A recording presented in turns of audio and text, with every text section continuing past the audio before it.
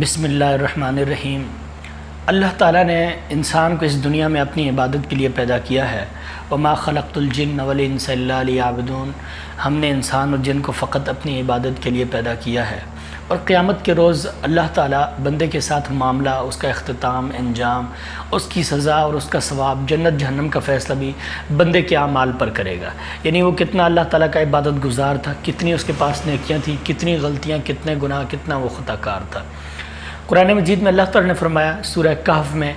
کہ روز محشر جب گناہ گار لوگ اپنے گناہوں کو دیکھیں گے، غلطیوں خطاؤں کو دیکھیں گے، تو کہیں گے ما لہذا الکتاب لا یغادر صغیرۃ ولا کبیرۃ الا احصاها۔ یہ کیسا رجسٹرڈ ہے، یہ کیسی کتاب ہے، یہ کیسا دفتر ہے جس نے ہمارا نہ کوئی چھوٹا کام چھوڑا ہے، نہ کوئی بڑا فعل چھوڑا ہے، نہ کوئی اندھیرے میں کی جانے والی غلطی چھوڑی ہے، اور نہ ہی دن کے اجالے میں کسی قسم کی خطا کو معاف کیا ہے۔ ہر ایک چیز کو اس رجسٹرڈ نے، اس لکھنے والے نے، اس دفتر نے جمع کر دیا ہے۔ اللہ تعالیٰ نے فرمایا وَوَجَدُوا مَا عَمِلُوا حَاضِرًا، جو کچھ لوگوں نے اعمال کیے وہ اپنے سامنے اس کو حاضر پائیں گے۔ وَلَا يَظْلِمُ رَبُّكَ أَحَدًا، تیرا رب کسی بھی نفس پر، کسی بھی جان پر ذرہ بھر بھی ظلم نہیں کرے گا۔ اللہ تعالیٰ نے فرمایا فَمَن يَعْمَلْ مِثْقَالَ ذَرَّةٍ خَيْرًا يَرَهُ وَمَن يَعْمَلْ مِثْقَالَ ذَرَّةٍ شَرًّا يَرَهُ، جس نے ذرہ بھر نیک عمل کیا، اچھا عمل کیا، قیامت کے روز وہ اسے دیکھ لے گا۔ جس نے ذرہ بھر برا عمل کیا، قیامت کے روز وہ اس کے سامنے ہوگا۔ اللہ تعالیٰ نے بندے کا فیصلہ بندے کے اعمال پر کرنا ہے۔ سورہ حجرات میں اللہ تعالیٰ نے فرمایا یا ایھا الناس انا خلقناکم من ذکر وانثی وجعلناکم شعوبا وقبائل لتعارفوا۔ اے لوگو، اللہ تعالیٰ نے تمہیں ایک جان، ایک مرد، ایک عورت سے پیدا کیا ہے۔ وجعلناکم شعوبا وقبائل لتعارفوا، اللہ نے تمہارے درمیان قوم، قبیلے، کنبے بنا دیے ہیں، برادریاں بنا دی ہیں، تاکہ تم ایک دوسرے کی پہچان کر سکو، تعارف کر سکو، تم دیکھ سکو کہ کون کس نسب اور کس برادری سے تعلق رکھتا ہے۔ ان اکرمکم عند اللہ اتقاکم، اس بات کو یاد رکھو کہ اللہ تعالیٰ کے ہاں عزت اور وقار والا، مقام اور مرتبے والا، اہمیت والا انسان وہ ہے جو متقی اور پرہیزگار ہو۔ اللہ تعالیٰ کے ہاں اس انسان کی اہمیت ہے جو نیکوکار ہوگا، جس کے پاس نیکیوں کی دولت ہوگی، جس نے اللہ کو راضی کیا ہوگا، جس نے رسول کریم صلی اللہ علیہ وسلم کا صحیح معنوں میں جس نے تابعداری کی ہوگی، جو آپ صلی اللہ علیہ وسلم کا متبع ہوگا، فرما بردار ہوگا۔ اللہ تعالیٰ کیا اہمیت، قدر اور قیمت اسی انسان کی ہے۔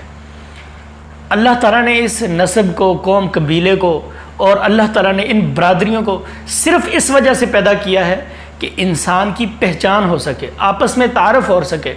صحیح مسلم میں ہے، نبی اکرم صلی اللہ علیہ وسلم نے ارشاد فرمایا وَمَن بَطَّأَ بِهِ عَمَلُهُ لَمْ يُسْرِ بِهِ نَسَبُهُ، جس انسان کو اس کا عمل پیچھے چھوڑ دے، اس کو اس کا نسب کوئی فائدہ نہیں دے گا، اس کو اس کا نسب آگے نہیں لے کے جا سکتا۔ کوئی سید یہ نہ سمجھے کہ میں اللہ کی عبادت نہیں کرتا میں جنت میں چلا جاؤں گا، میں اللہ کی عبادت نہیں کرتا، میں نماز نہیں پڑھتا، میں فرائض کو انجام نہیں دیتا، میں کبیرہ گناہوں سے نہیں رکتا، میں اللہ کی نافرمانی کرتا ہوں، چونکہ میں سید ہوں میں جنت میں چلا جاؤں گا، اللہ مجھے معاف کر دے گا، اللہ غفور الرحیم ہے، یا میں نبی صلی اللہ علیہ وسلم کی آل سے ہوں اس لیے میری پکڑ نہیں ہوگی۔ سن لیں، نبی اکرم صلی اللہ علیہ وسلم کا ارشاد ہے جس شخص کو اس کا عمل پیچھے چھوڑ دے اس کو اس کا نسب آگے لے کر نہیں جا سکتا۔ اور اس سے بڑھ کر کیا بات ہوگی، صحیح بخاری میں ہے نبی اکرم صلی اللہ علیہ وسلم نے اپنے قوم قبیلے کو مخاطب کر کے کہا، قریش کو مخاطب کر کے کہا، اپنے چچاؤں کو مخاطب کر کے کہا، اپنی پھوپھی صفیہ کو مخاطب کر کے کہا، پھر اپنی بیٹی فاطمہ رضی اللہ تعالیٰ عنہ کو مخاطب کر کے کہا، کیا فرمایا یا فاطمہ بنت محمد سلی ما شئت من مالی، اے فاطمہ میری بیٹی، میرے مال سے جو چاہتی ہے مجھ سے مانگ لے، سوال کر، میں تجھے عطا کروں گا۔ لا اغنی عنک من اللہ شیئا، میں اللہ کے سامنے تیرے کسی کام نہیں آؤں گا، وہاں پر تجھے کوئی فائدہ نہیں ہونے والا، تو نے اپنے اعمال کی بنا پر جنت میں جانا ہے۔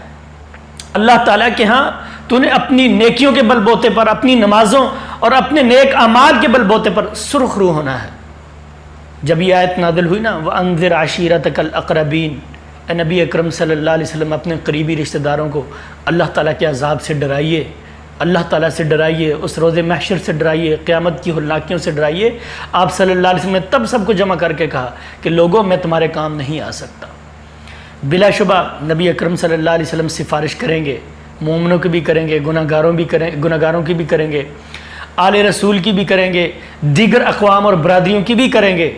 لیکن رسول کریم صلی اللہ علیہ وسلم نے کسی بھی قوم کو، کسی بھی نسب سے تعلق رکھنے والے کو یہ چھوٹ نہیں دی کہ وہ اللہ کے فرائض میں کوتاہی کرے، وہ نیکیوں میں سستی کرے اور وہ اللہ تعالیٰ کو راضی نہ کرے، صرف نسب کی وجہ سے